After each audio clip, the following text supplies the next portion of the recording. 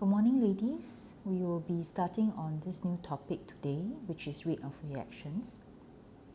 So the first part of this topic, we will deal with the different methods of measuring the rate of a reaction. Okay, so you've learned about rate before. It's how fast something is happening. So a rate of chemical reaction can be defined as the rate at which a reactant is being used up or the rate at which a product is formed. So for the methods of measurement, we will either be focusing on the reagent getting used up or a product forming. Okay, so you know already that a faster reaction takes a shorter time to complete and a slower reaction will take a longer time to complete.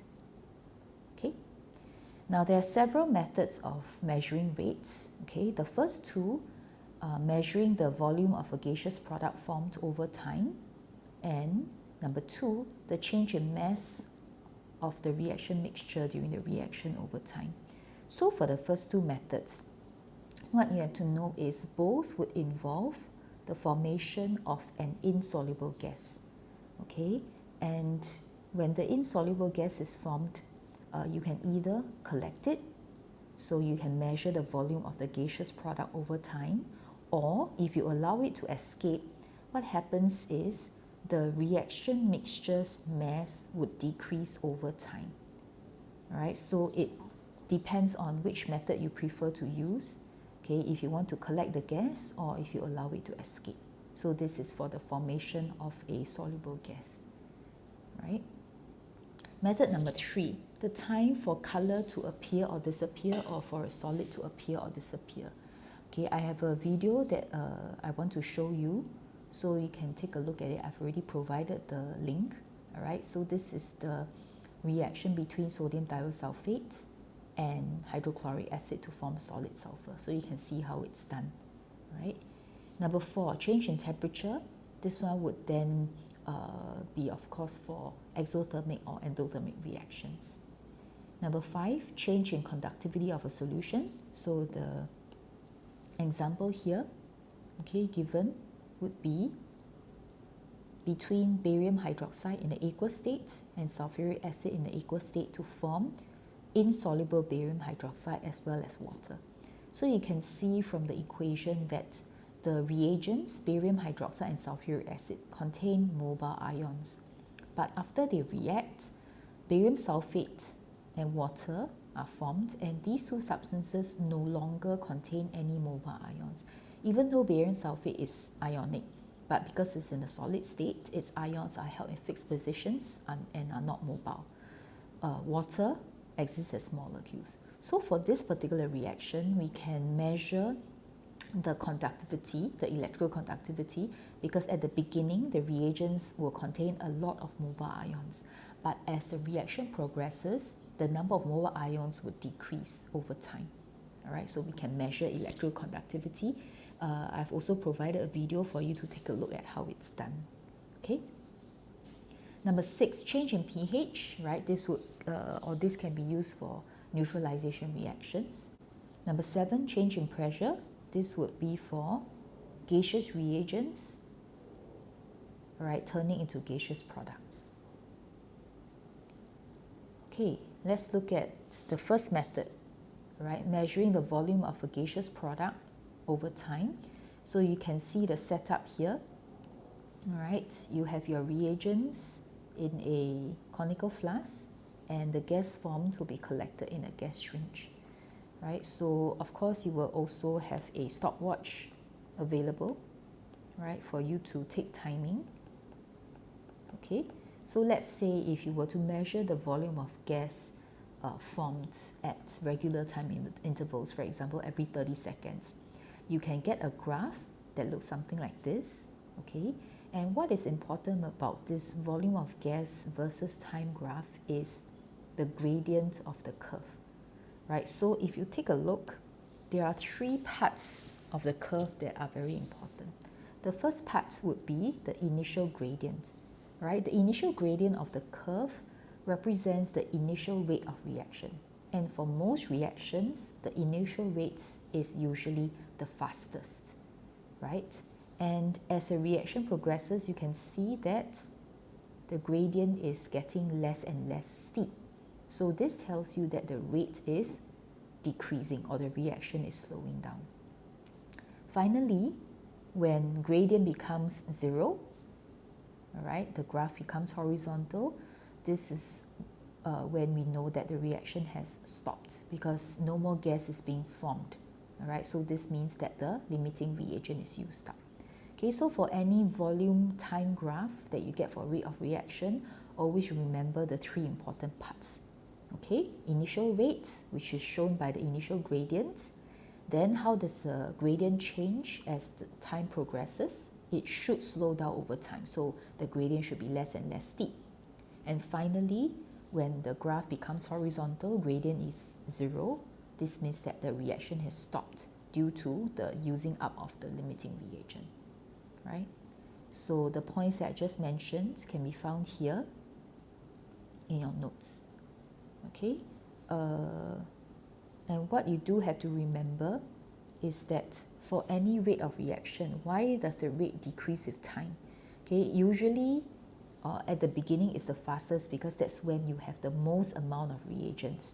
Okay, but as time progresses, as the reaction progresses, the reactants are used up. So there are fewer and fewer reagent particles that can react, right? So the rate will slow down. Okay. All right, let's look at this little exercise quickly. Okay, it tells you that excess zinc is added to this amount of sulfuric acid. Okay, for any rate of reaction question that involves graphs, you always have to take note of which is the limiting reagent because the limiting reagent determines the final yield or the final amount of product formed. Right, so in this case, zinc is in excess, sulfuric acid would be the limiting reagent. Okay, so you're supposed to calculate total volume of hydrogen gas released, and this is the working. So of course you have to write out the balanced chemical equation, okay? Then calculate the number of moles of hydrogen formed by taking volume over 1,000 times the concentration using the mole ratio of 1:1. All right, you can determine the volume of hydrogen, and the final answer is 1.2 dm³. Okay. Then part B, sketch a graph to show the volume of hydrogen gas released against time. Indicate on the graph the time taken for half the reaction to be complete. All right, so for this one, they want time taken for half the reaction. Now, the graph will look something like this. Okay, y-axis would be the volume of hydrogen formed. X-axis is the time in seconds.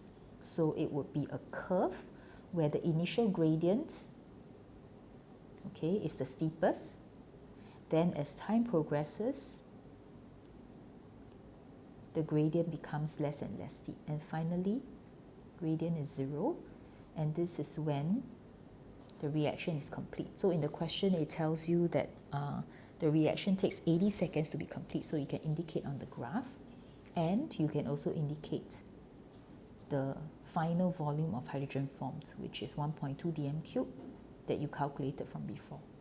As for the second part of the question, indicate on the graph time taken for half the reaction to be complete. Okay, for this part of the question, a lot of students will make this common mistake, right? They will think that, oh, since it takes 80 seconds for the whole reaction to complete, then half the reaction would just be 40 seconds. But they have forgotten that the graph is not a straight line graph with a constant gradient. All right, the gradient of this graph keeps changing.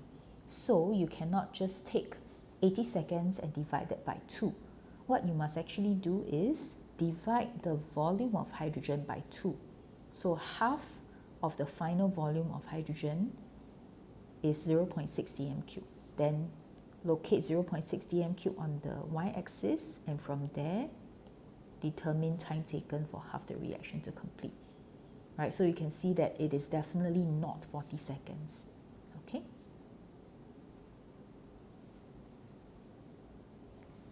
Okay, for the second method, using the change in mass of the reaction mixture. So for this one, like I mentioned, what happens is you allow the gas to escape. So in this case, carbon dioxide is formed. So carbon dioxide is allowed to escape from the conical flask. Okay, the whole setup is placed on a mass balance, so you can actually track how the mass decreases over time. Now, one very important part of this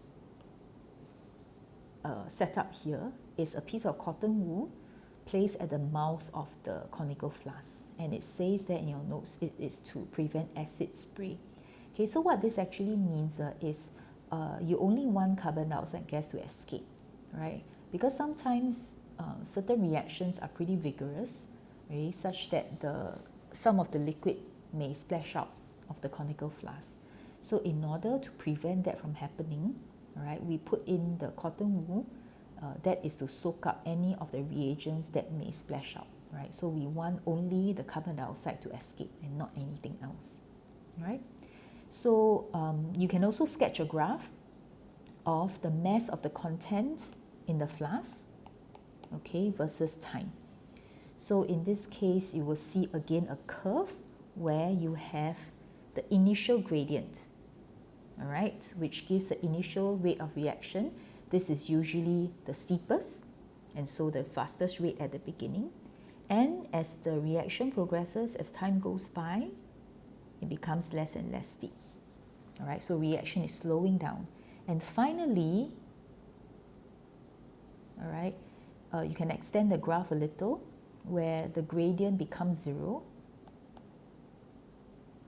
All right, so this tells you that the reaction is complete, okay, because the limiting reagent has been used up. Okay, of course, for this particular graph, it will not reach zero, right? So it will not give you 0 grams at the end, because there will still be the excess reagent left over. There would still be some of the products that didn't escape from the flask, right, still inside the flask. So there will still be some mass, right? So you shouldn't sketch a graph that will reach 0, okay? Now, what if you're asked to draw or sketch a graph that shows loss in mass over time, right? So take note, for this one, we want loss in mass. Okay, so at the beginning, of course, the loss would be 0, right? Because the reaction hasn't started yet, okay? But the graph would look pretty much the same as the volume time graph, right? Where you have the steepest rate at the beginning, or steepest gradient, indicating the fastest initial rate. Then as time goes by, the gradient becoming less and less steep. All right, so reaction is slowing down, and finally gradient is 0. So that tells you that the reaction has stopped. All right, so you have to be familiar with both kinds of graphs. For the third method, right, measuring time taken for color or solid to appear or disappear, all right, we are going to be using the reaction between sodium thiosulfate and hydrochloric acid. So you can see in this case, what is formed is solid sulfur, right? And later on, when you look at the video, you will see that the setup is such that I have a beaker or a flask placed over a piece of paper with a cross on it. And because the sulfur formed is opaque, what happens is, as it forms, it is going to obscure this black cross. All right, it's going to cover the cross so it's no longer visible, right? And once the cross cannot be seen, okay, that's when the reaction is considered complete and we will stop the stopwatch. All right, you will be doing something similar for one of your practicals, okay?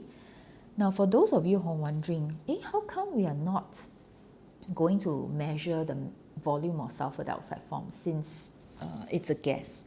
Okay, what you have to remember about sulfur dioxide is it is actually soluble in water. So when it's formed, you will not see any bubbling, unlike if carbon dioxide or hydrogen is formed, right? It will just be, sulfur dioxide will just be dissolved in the water, and you have to heat up the mixture in order for it to appear. Okay, so of course in this case, it is not suitable to be used for measuring the rate of a reaction, right? Okay. Besides this sodium thiosulfate video, please also go and watch the one that shows you how we can measure electrical conductivity. Okay, so these are the questions that you can now complete after this first part, and I'll go through a few questions with you.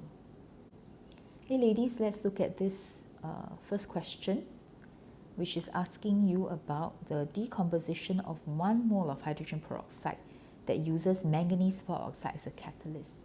So for this question, you do have to know what happens when hydrogen peroxide decomposes. Okay, it will form water as well as oxygen gas. Okay, note the mole ratio. So if you only have 1 mole of hydrogen peroxide, you'll only be able to get half a mole of oxygen gas. Okay, so the graph that shows you 1 mole of oxygen formed will be wrong. Alright, and of course option C is wrong because you wouldn't have started with oxygen at the beginning of the reaction. Right, it doesn't make sense. Okay, it wouldn't have been formed yet.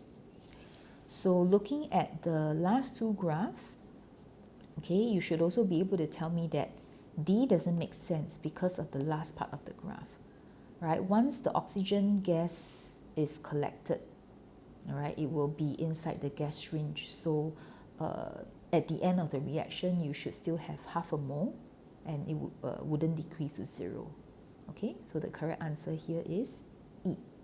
Right, let's look at questions 7 and 8. Right, it's with regards to this reaction between zinc sulfide and oxygen to form zinc oxide and SO2. So the graph shows you the change in the total volume of sulfur dioxide with time. Right? So they're asking you, at what time is the rate of production of sulfur dioxide the greatest? Right? So they're asking you for the fastest rate of reaction. So in order to do such a question, you will have to then look at the gradient of the graph at that particular time. All right, so you're given 5 timings, right? A, B, C, D, E.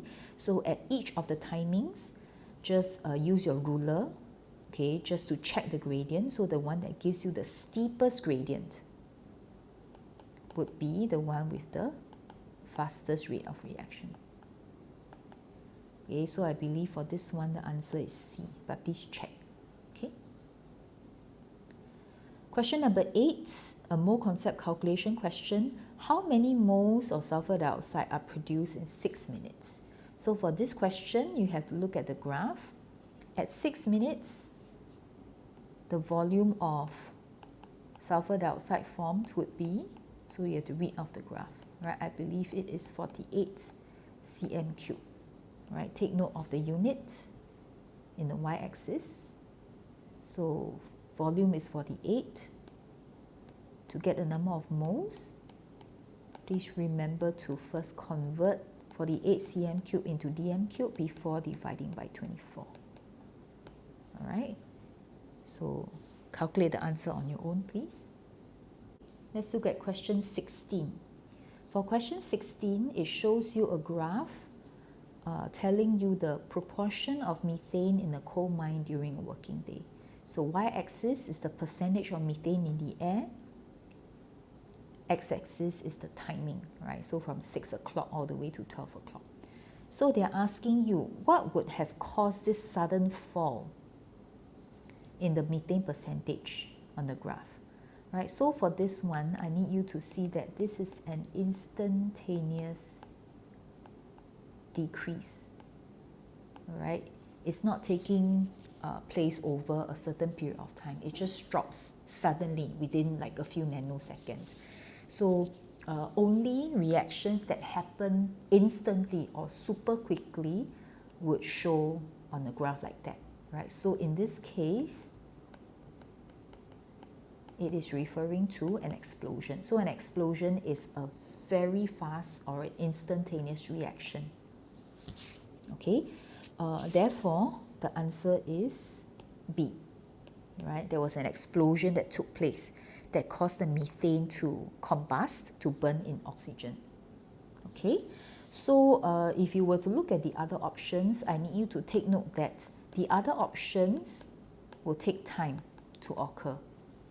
All right, so they wouldn't cause the percentage of methane to drop all of a sudden within a few nanoseconds.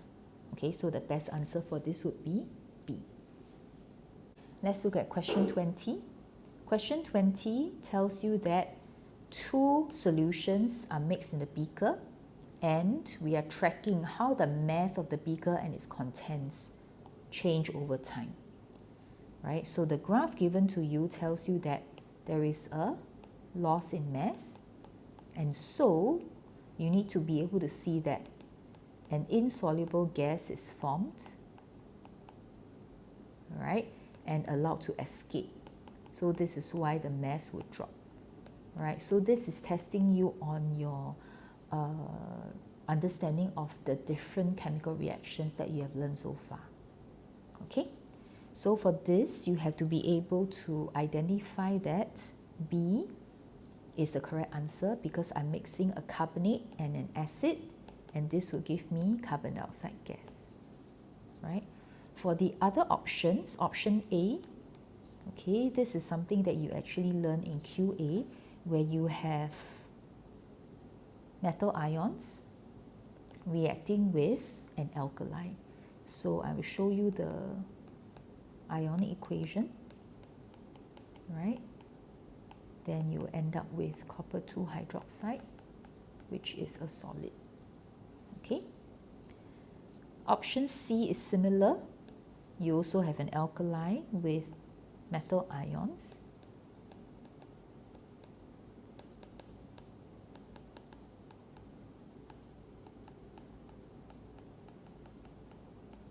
Okay, so both of these are from QA.